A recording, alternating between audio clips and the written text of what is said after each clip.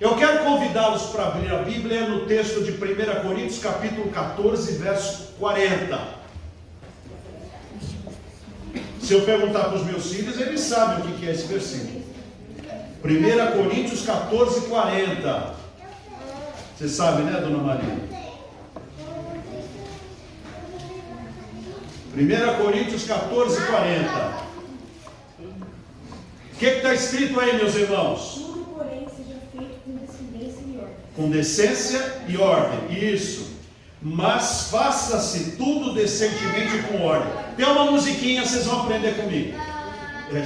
Eu vou ensinar. Eu vou ensinar. Crianças e velhos, escutem. Eu estou velho também, não estou aí. Assim, ó.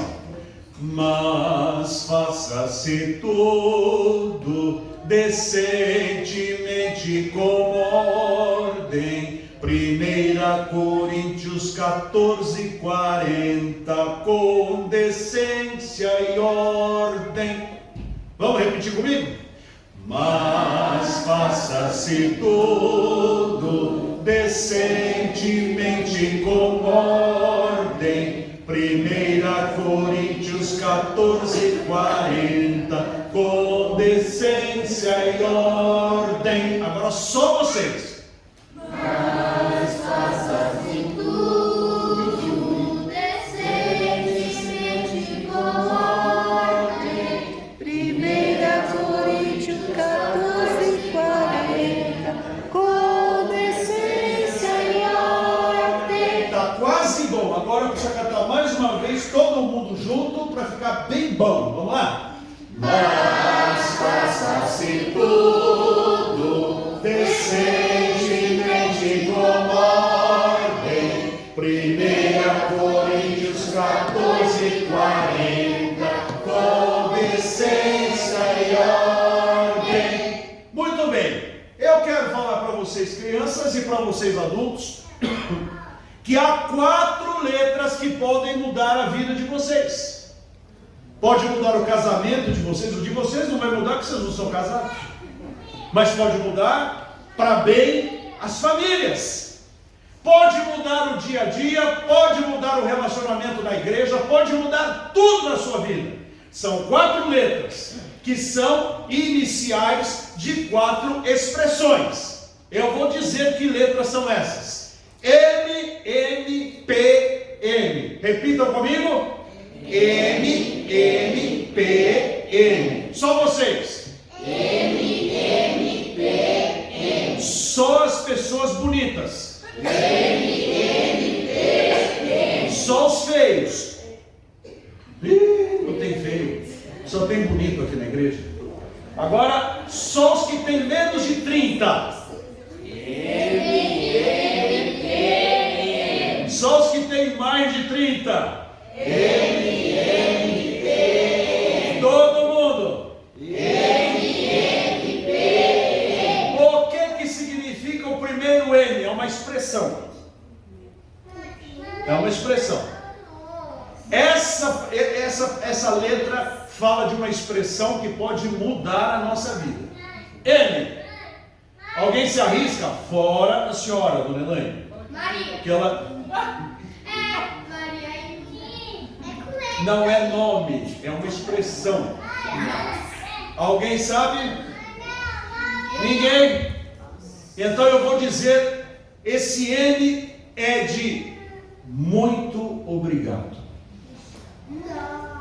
N de muito obrigado. Você sabia que dizer muito obrigado pode mudar a sua vida? Sabe por quê?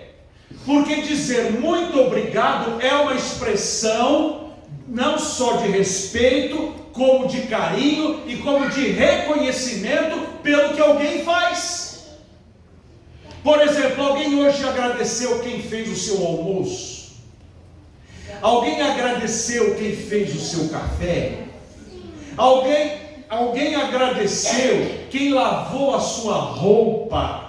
Alguém agradeceu quem dirigiu o carro para chegar até aqui? Ou que deixou as coisas em ordem para que você viesse à casa do Senhor?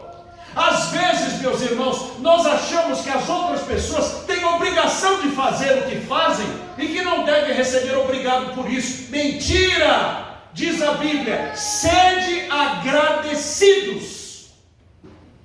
Mas nós, ao invés de dizermos muito obrigado, dificilmente agradecemos a alguém pelo que faz. No trabalho é típico: não fez mais do que obrigação. Mas poderia não ter feito. E ele fez, e fez bem feito. O poder de um muito obrigado pode transformar a vida de uma pessoa, quando alguém reconhece e agradece. Agora, no fim das férias, Elaine e a família, nós, fomos até um lugar para as crianças brincarem. E estava na nossa diária o jantar. Um jantar imenso, muita comida. E aí nós nos servimos, fizemos o nosso prato e a comida estava excelente. O que eu fiz? Fui até a porta da cozinha e falei: quem que é a gerente aqui que está fazendo a comida?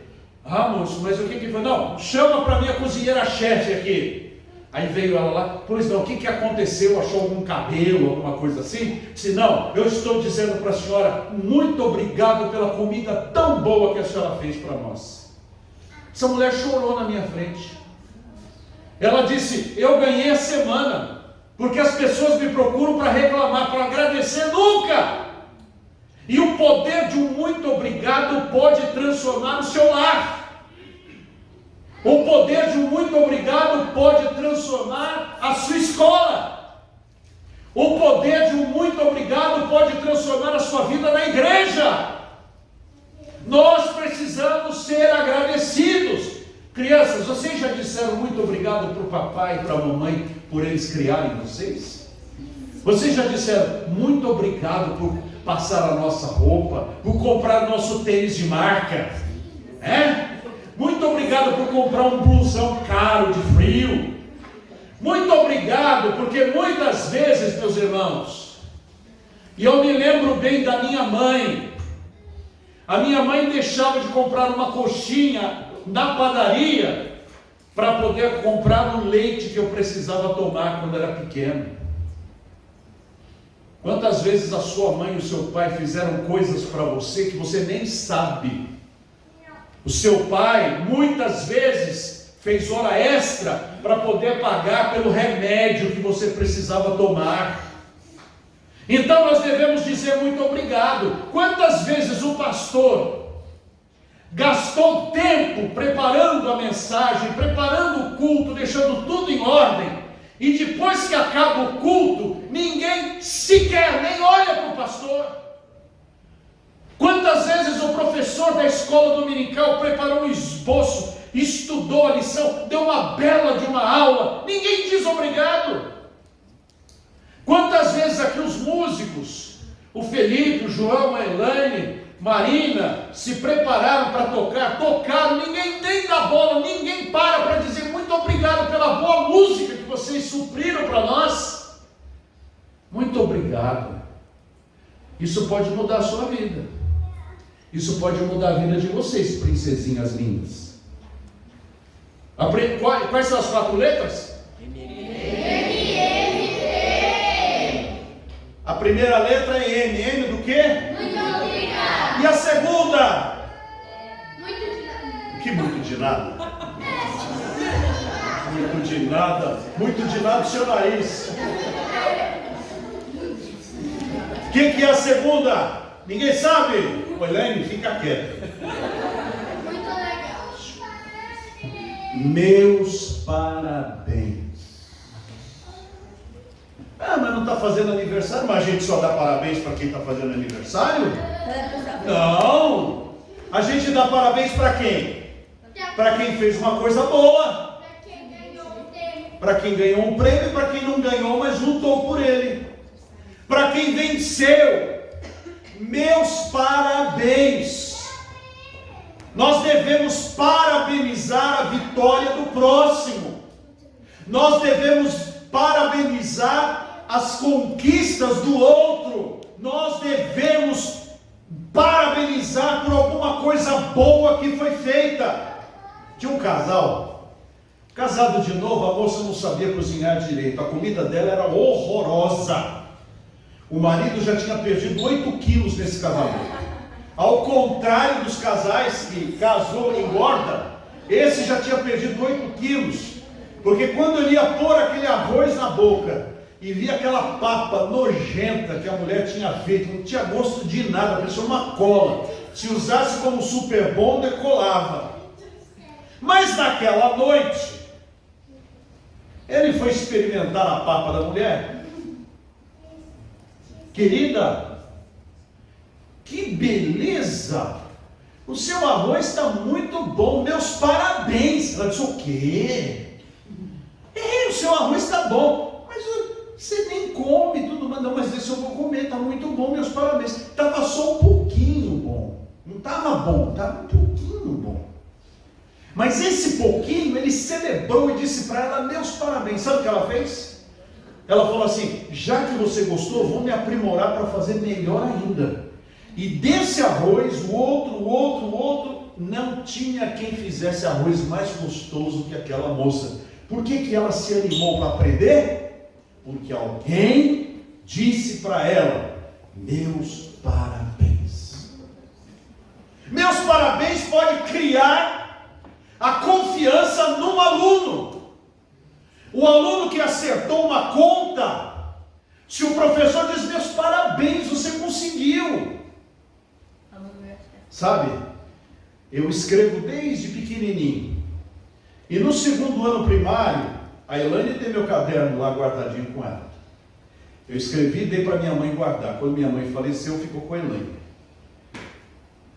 E no segundo ano, eu escrevi umas quadrinhas. Tudo coisinha de criança. Eu pensei num pensamento, e no meu pensamento, palavras assim, né? E aí eu dei para um professor que era bem, já estava aposentando, para que ele visse as minhas poesias.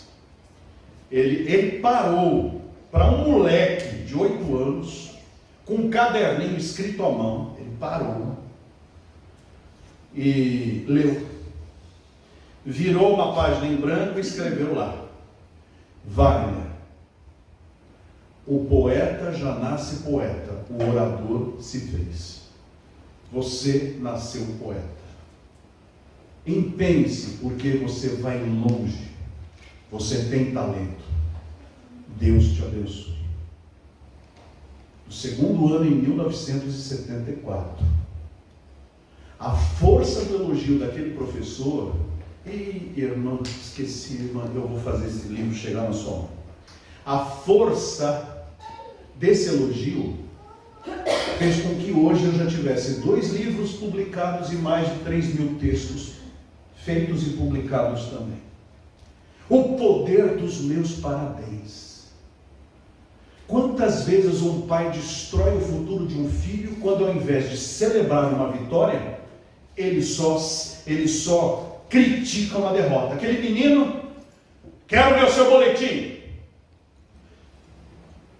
Por que você tirou 8? Eu pago escola para você tirar 8? E bateu nele. Mês seguinte, 9,5. Por que você tirou 9,5? Quem tira 9,5 podia ter tirado 10. E bateu nele. No próximo boletim, tudo 10. O pai olhou e disse: por que só agora você tirou 10 e os outros meses você não tirou? Nada prestava para aquele pai. O filho cresceu e chutou os estudos, porque disse: agora chega. Como teria sido o futuro desse menino se o pai celebrasse, né? Puxa, filho, você tirou 8, parabéns. Espero que no próximo você consiga atingir 8,5. E depois 9. Essa semana eu flagrei o Josué cantando com a mãe. A mãe tocando piano e ele cantando lá. Não tinha nada ensaiado. Mas eu fui lá quietinho e fui lá filmar. Por que eu filmei isso aí? Porque eu celebro cada vitória destas crianças, porque eu estou formando o futuro dessas crianças, dizendo a elas: meus parabéns pelo que elas estão fazendo. E isso tem valor diante de Deus. E nós deveríamos parabenizar a esposa, o marido, o filho, o pai. Deveríamos parabenizar o irmão, parabenizar o aluno, parabenizar o professor, parabenizar as pessoas pelos sucessos que elas alcançam. Quantas vezes nós nem notamos a vitória das pessoas que são caras para nós? E deveríamos. E se começarmos a notar, isto vai mudar e permear o nosso ambiente com flores. Isso são flores do jardim. São flores, a gente pensa que ela não vai levar, não vai para lugar nenhum, ela vai. Como aquela professora, crianças, aqui, preste atenção. Aquela professora, ela ia de uma cidade para outra para dar aula no interior, no Paraná. E a estrada por onde ela ia era muito feia. Era uma estrada sem vegetação. Era uma estrada cheia de lixo. Sabe o que essa professora fazia? Ela comprava na floricultura sementes de flores. E enquanto o ônibus ia, ela pegava, abria envelopinhos. Quando voltava, outro envelopinho. Ela fez isso por 20 anos. A estrada mais florida do norte do Paraná são aqueles 20 quilômetros que aquela professora ia e vinha, semeando aquelas pequeninas sementinhas. A sementinha germina e vira um jardim. Cada coisinha que a gente faz, cada meus parabéns que a gente dá, nós estamos ajudando a formar a vida de uma pessoa e fortalecer o que ela está fazendo. Qual é a primeira letra? Qual a primeira letra? Não ouvi. Qual é a primeira letra? Tá. E significa o quê? Muito obrigado. A segunda letra qual é? Significa o quê? Meus parabéns. E as 4 letras quais são? P de quê? Por favor. Irmã, por favor, mas não é. Também não é. Pelo amor de Deus. Também não é. Também não é. Também não é. Por quê? Para tudo. Para tudo. Esse para tudo está no caminho. Está no caminho, mas não é, mas está perto. Sabe o que é esse P? Esse P é: precisamos conversar. Eu pastoreei uma igreja, não vou dizer o nome dela, onde a zeladora, nós tínhamos uma passadeira no meio da igreja. Linda passadeira. Mas quando eu andava lá no templo durante a semana, eu senti um cheiro de poeira. Mas estava tudo limpinho. De onde vem essa poeira? Um dia eu resolvi levantar a passadeira. Tinha chiclete, formiga, barata morta, tudo que você possa imaginar. Tinha um sedimento, que eu acho que se procurasse tinha até ouro lá. Tanta coisa que estava acumulada naquele lugar. Tudo. Aí eu chamei a limpadora, falei: minha irmã, está muito bonito aqui, mas precisa limpar por baixo, porque senão é tudo uma aparência e fica esse cheiro de sujeira. Ah, pastor, desculpa, vou tentar arrumar. Quando ela limpou, aquele cheiro de limpeza. Na vida da gente, a gente vai jogando as coisas por baixo do tapete e não trata, e não conversa, e não encara o problema. Vai ficando tudo no subjetivo e vamos criando uma muralha entre as pessoas, entre a família, entre os amigos, entre o cônjuge, de tal maneira que daqui a pouco está praticamente intransponível.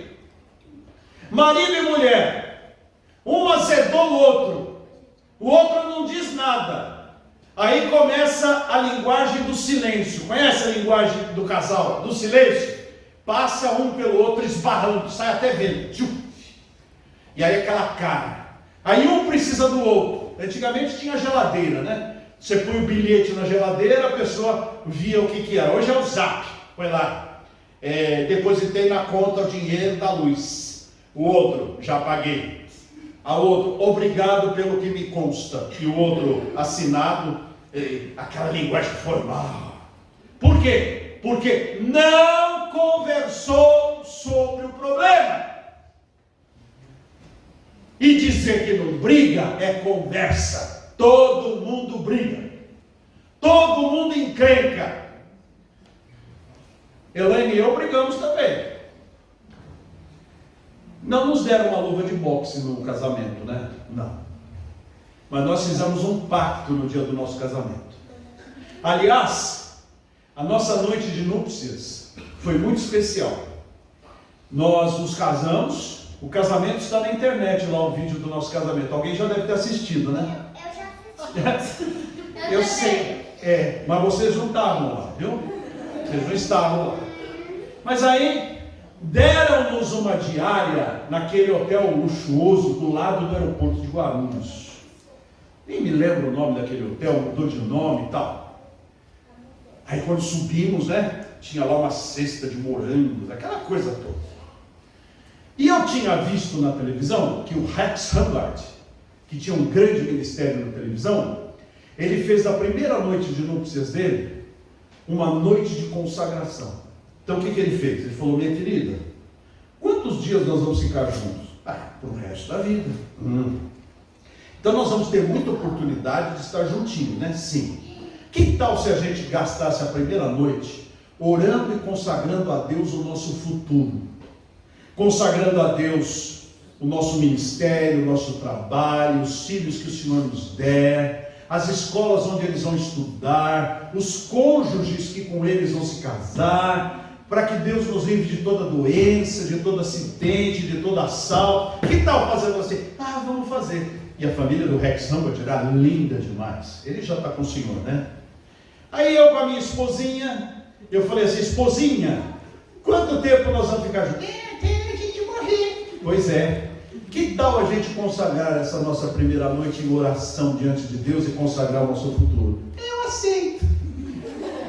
Aí ela aceitou e nós consagramos a nossa primeira noite. Naquele dia nós fizemos um acordo. Nunca nós iríamos dormir bicudos um com o outro. Nunca iríamos levar um problema de hoje para amanhã. Nós encrencamos. Então, mesmo que nós não estivéssemos com vontade de tratar do assunto, nós iríamos procurar o outro e iríamos tratar. E iríamos perdoar. Porque eu tenho aqui no meu dedo uma aliança que eu fiz diante de Deus. E nós fomos chamados para honrar esse compromisso. E parte dessa honra é que nós não guardássemos mágoa no nosso coração. Então, mesmo que eu não quisesse perdoá-la pelo que ela me fez, eu iria perdoá-la. E mesmo que ela não quisesse me perdoar pelo que eu fiz, ela iria me perdoar. Porque primeiro você faz a decisão, a emoção vem com o caminho. Às vezes a gente pensa que perdão é sentir. Não, perdão não é sentir. Perdão é decidir. Eu te perdoo. Você tem uma dívida aqui, ó, não tem mais. Está doendo porque eu rasguei, você não vai me pagar mais, mas está rasgado, então você não me deve mais. Então, conversar. Quantos filhos não falam com seus pais? Quantos pais não falam com seus filhos? Havia lá em Osasco um conjunto masculino, pai e filho cantavam no conjunto, lindo conjunto. Pai e filho não se falavam há 20 anos.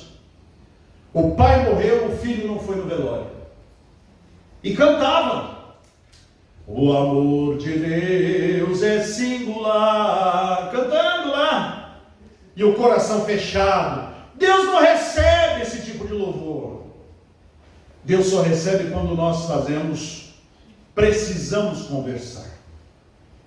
Preciso falar com meu pai, preciso falar com a minha mãe, preciso falar com a minha esposa, falar com meu marido. Encara a verdade.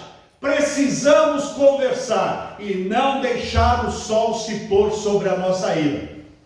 Aí alguém pergunta: e se a briga foi à noite, não tinha sol? Então não deixa a lua se pôr sobre a sua ira.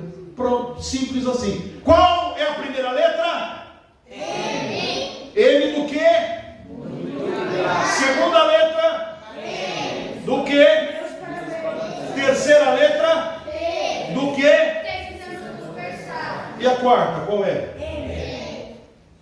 que significa esse ele? Agora entra alguém e falou aqui. É uma liberdade literária, porque a expressão não está certa, mas ela é uma liberdade literária. Me perdoe.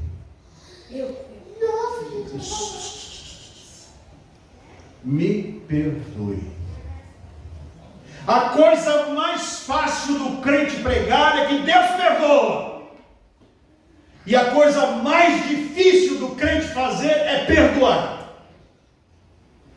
O crente fala muito do perdão de Deus, mas quando é a sua vez de perdoar, ele não perdoa. Ela vai ver o que me fez, ele vai ter o que merece. Eu nem olho mais para a cara dele. E faz o coração fechar. E está com a Bíblia na mão, está com louvor na orelha, mas não perdoa. Se a pessoa passa pela rua, muda de calçada. Que cristianismo é esse? Que não perdoa e não pede perdão? Nós precisamos pedir perdão pelos erros que fizemos. Precisamos dizer à pessoa a quem nós magoamos, a quem nós ofendemos, que nós erramos. E dizer que nós erramos dói o coração, porque mexe com o nosso orgulho. Os pastores que estavam presentes aqui me examinando, não foi, pastor Jarede? Alguém perguntou assim: qual é a sua maior virtude, qual a sua maior fraqueza, né? Uma coisa assim. Eu disse assim: olha, eu não posso falar de mim, mas há uma coisa que eu tenho e que eu faço, e que no meu ministério aqui na ABB eu farei, é saber pedir perdão. Porque eu erro. Você erra, meu irmão. E muitas vezes a gente maquia, esconde, fantasia o nosso erro para não ter que pedir perdão. Faz uma volta imensa para tentar justificar. Ou então começa a agir de uma maneira que parece que se arrependeu, quando nós devemos pedir perdão. Até com Deus. 1 João capítulo 1, verso 9 diz o quê? Se confessarmos os nossos pecados, Ele é fiel e justo e nos purificar de toda injustiça. Mas para Ele ser fiel e justo, para nos perdoar os pecados e nos purificar de toda injustiça, o que a gente tem que fazer? Confessar os nossos pecados. Mas eu já confessei para Deus. Mas isso não está certo. Está escrito assim: se tiver alguma coisa contra o seu irmão, confessa para Deus que está tudo bem. É isso que está escrito? Não, está escrito: se você tiver alguma coisa com o teu irmão, vai e conserta com ele, depois vem e dá a sua oferta. Quantas igrejas racham porque um grupo erra, o outro erra junto, e os dois grupos não sabem pedir perdão um para o outro, e então não conseguem conviver mais? Quantos casamentos se rompem porque não há o perdão de ambas as partes? Quantas famílias, pais e filhos se rompem porque ninguém tem coragem de pedir perdão? Meus irmãos, se somos crentes no Senhor Jesus, se somos salvos pelo sangue de Cristo, se o nosso nome está lá no livro da vida, predestinados para a nossa salvação, como diz o texto de Efésios capítulo 4, então nós somos capazes de pedir perdão. Quem não é capaz de pedir perdão não é crente.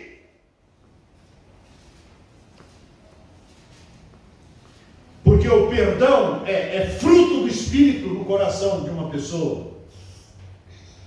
Por isso, às vezes, o seu relacionamento com a família, o seu relacionamento com um amigo, o seu relacionamento com algum conhecido, está a um passo de você ser humilde o bastante para chegar até essa pessoa e dizer: eu errei, me perdoe.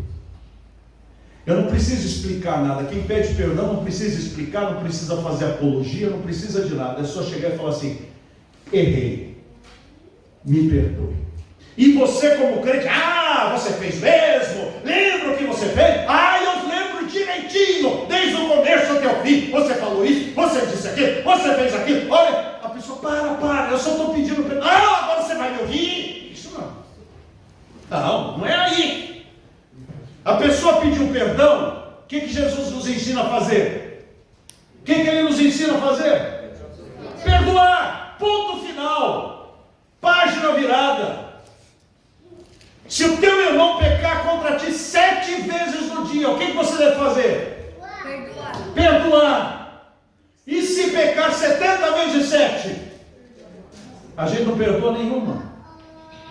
Está na hora de mudar o disco. Então, se você fez uma coisa errada para o seu pai, para sua mãe, você pediu perdão para eles? Ah, não pediu, né? Aí você pensa que está tudo certo, você não pediu perdão. Aquela roupa que você sujou e que não devia ter sujado. Aquela comida que foi preparada para você e que você não comeu. Aquela lição que você não aprontou, você não pediu perdão, peça perdão. E você, meu irmão, com os problemas adultos, quantos pedidos de perdão que nós devemos ainda, e ainda estão em aberto, e a gente fala, por que Deus não me abençoa, por que eu não sinto a presença de Deus, por que o Espírito de Deus não faz na minha vida aquele transbordar? Ele não vai. Oi? Porque você não perdoou. Exatamente, porque você não perdoou. Por exemplo, quando você vai tomar uma água, você pega um copo sujo da pia ou um copo limpo? Eu pego copo limpo. Por que você não pega um copo sujo, cheio de gordura? Por causa que Está sujo. Exato. E por que o Espírito Santo não enche um crente cheio de mágoa e cheio de coisas erradas? porque tá sujo. E o que ele tem que fazer? Limpar. E como é que se limpa? Perdoando. Falou, é isso mesmo. As crianças entendem a palavra e nós devemos praticar. 4 letras que podem revolucionar a sua vida. Quais são? Qual é a primeira expressão? Muito obrigado. Qual é a segunda? Qual é a terceira? Qual é a quarta? Me perdoe. Se nós praticarmos isso, a nossa vida vai ser transformada pelo poder de Deus. Que assim seja, em nome de Jesus. Amém. De pé.